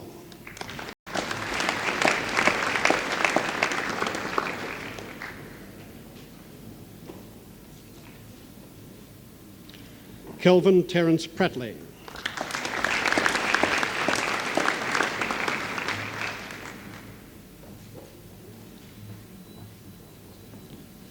Ian Victor Reynolds.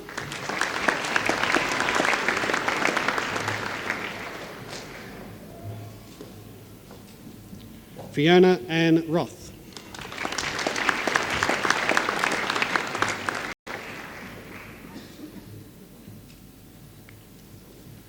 Michelle Jane Schneider.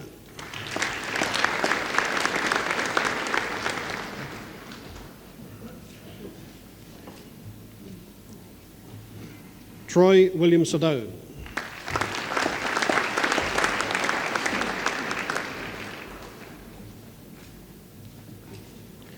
Paul Roden Venables.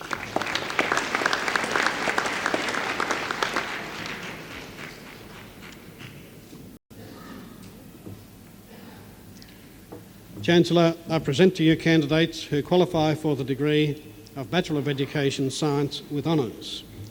Class 2, Division 2, Janice Ray Mendham.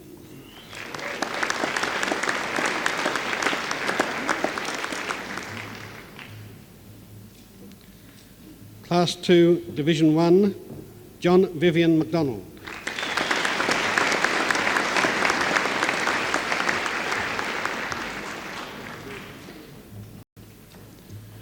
Suzanne Louise Steele.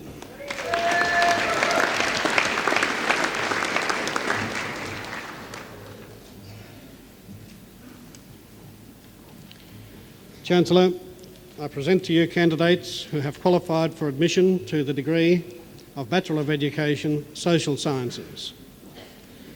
Michelle Margaret Anthony.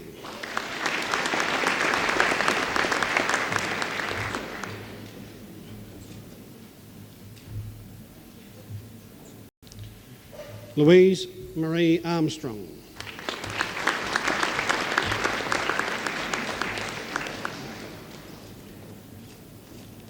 Glenn Andrew Campbell.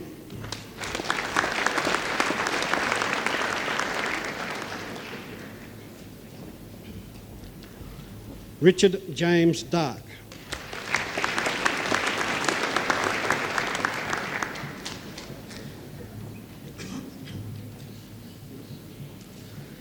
Suzanne Elizabeth Evans.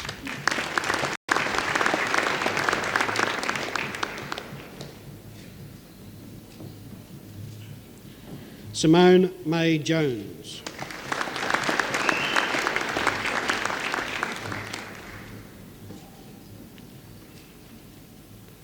Christopher John McCord.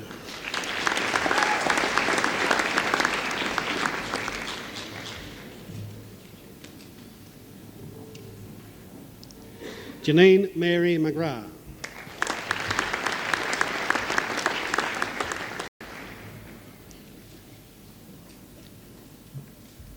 Mark William White.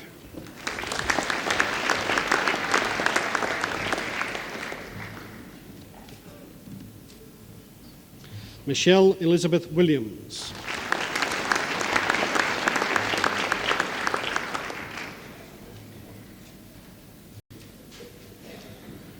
Peter John Yates.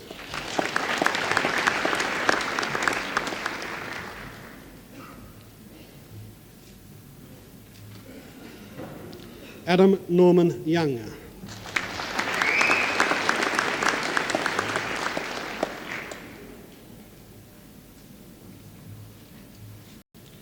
Angela Marie Young.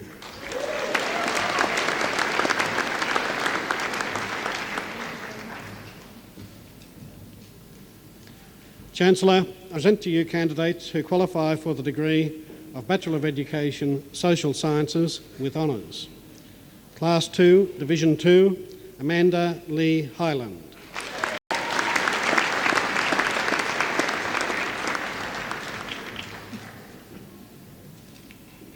Yvette Marie McShane.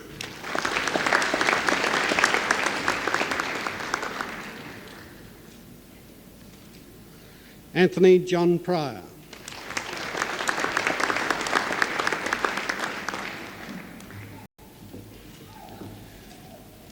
Class 2, Division 1, Matthew James Smith.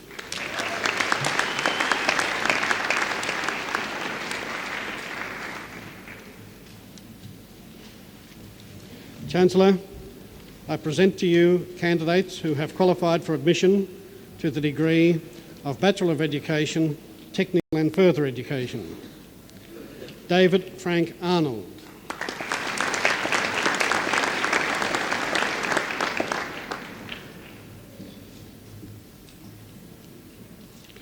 Sandra Mary Bollock.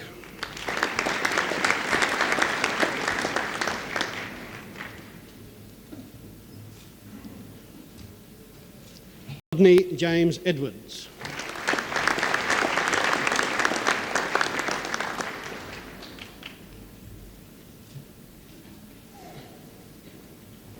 Ruth Annette Edwards.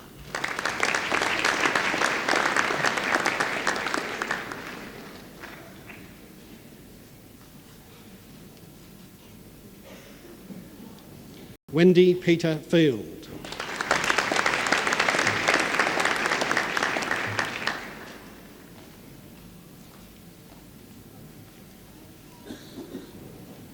Neil Alexander McPherson.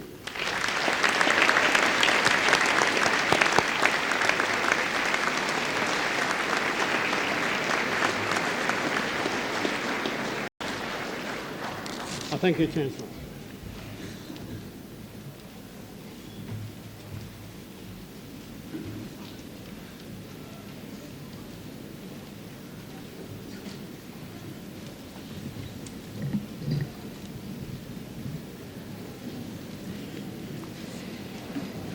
Now I have very great pleasure in inviting Miss Alison Cruisens to respond on behalf of this morning's graduates.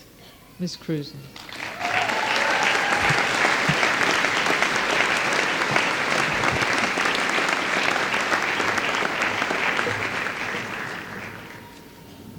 Chancellor, Vice-Chancellor, honoured guests, friends and fellow graduates. I have the opportunity to speak on behalf of those graduating at this ceremony is both an honour and difficult task, as not only am I required to recount the last 4 years within 5 minutes, but in doing so represent the experiences of such a diverse group of people. After a great deal of thought, I have prepared a short poem which I hope has captured at least a few memories. From all across the state we came, to Newcastle by the sea. We had high hopes, no idea of what or where we'd be. Uni was unlike school or any place we had ever been before. Although there was greater freedom, self-discipline required was more. The first few months just zoomed right by as we checked each other out. It didn't take us long to see what university was all about. Then not too long into 1990, they said, "To practicum you will go." "My goodness, what is that?" we asked. "We're not ready to go, oh no." But pedagogy was light on funds till someone solved the test. Send first years out for 2 weeks only to subsidise the rest.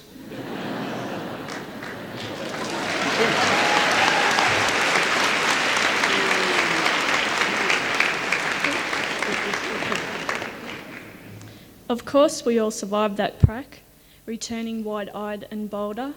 It was interesting on our return to note we acted so much older.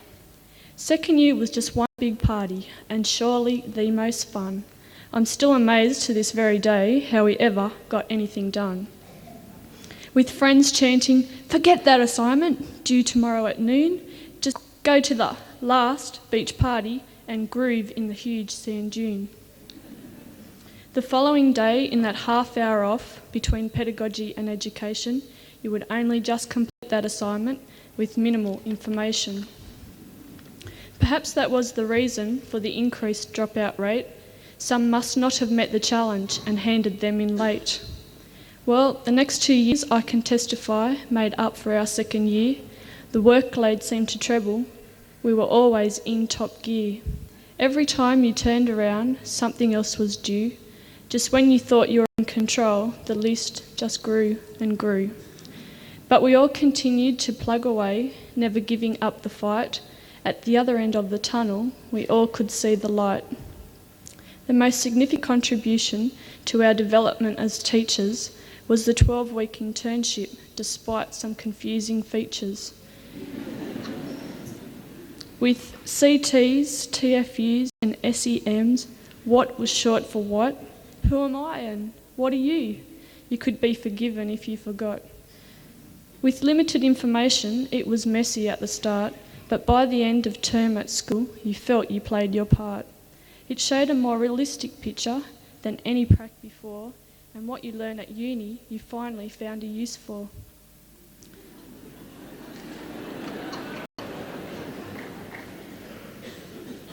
That tiny independent study caused the most distress. With it hanging over your head all year, it just added to your stress. But didn't it feel fantastic to finally hand it in? It was a great achievement, a relief met with a grin. But without the support and guidance that each of us received, our professional development could never have been achieved. So to our friends and family members, mentors and lecturers too, on behalf of today's graduates, I extend a huge thank you. We've learnt a lot and had great fun and even caused some strife. All those memories and friends that we have gained will last throughout our life. I'd like to take this opportunity to extend a personal congratulations to all those graduating today. I'm sure this will be a day to treasure and look back on in years to come. Best wishes, whatever the future may hold for you.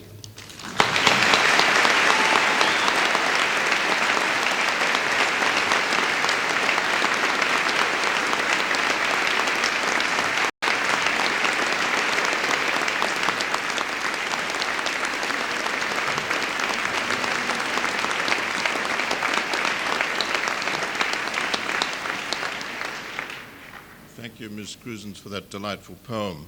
Ladies and gentlemen, this is an unscheduled appearance by me. I would like to place on record that this is the last day at which our Chancellor will be graduating our students, second last graduation ceremony. The last will be this afternoon. There are, of course, other official duties that she will carry out later in the year, and there will be ceremonies at that time.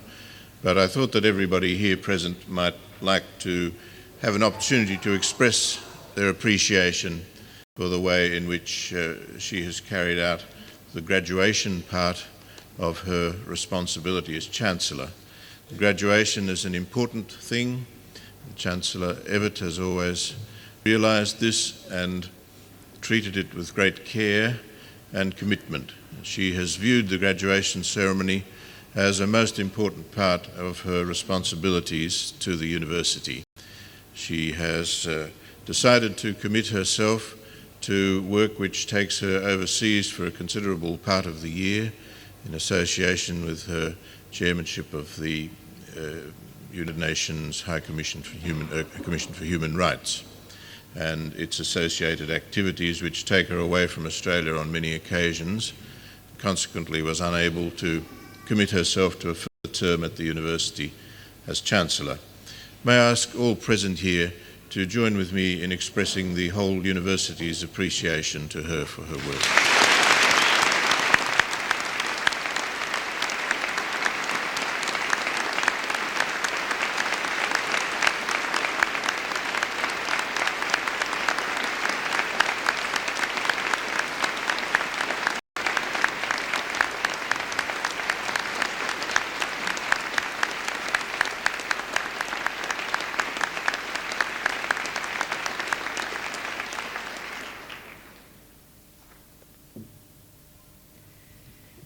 Thank you, Vice-Chancellor, and thank you, everyone, for being here and participating in this enjoyable, though I think rather long ceremony.